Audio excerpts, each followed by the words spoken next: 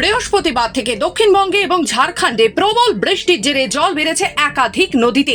দামোদর নদেও বেড়েছে জল।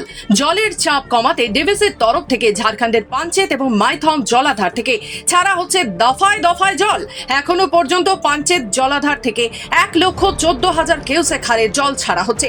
মাইথন জলাধার থেকে 6,000 কিউসেক হারে জল ছাড়া হচ্ছে। সেই জল দুর্গাপুর ব্যারেজে আসতেই সেচ দপ্তর দুর্গাপুর ব্যারেজ থেকে ছাড়ছে দফায় দফায় জল। রবিবার সকাল থেকে প্রায় 93,000 কিউসেক হারে ছাড়া হচ্ছে জল।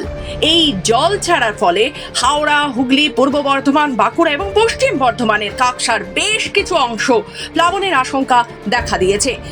রাজ্যের মুখ্যমন্ত্রী মমতা বন্দ্যোপাধ্যায়ের মুখ্য উপদেষ্টা আলাপন বন্দ্যোপাধ্যায়ের আশঙ্কা প্রকাশ করে বলেন, 1,00,000 কিউসেক জল ছাড়ার সিদ্ধান্ত নিয়েছে ডিভিসি। রাজ্যকে না জানিয়ে জল ছাড়ছে ডিভিসি। ফলে দক্ষিণবঙ্গে জনজীবনে চরম প্রভাব পড়তে পারে, বন্যা পরিস্থিতি তৈরি হতে পারে। তবে পরিস্থিতির দিকে নজরদারি চালাচ্ছে রাজ্য সরকার।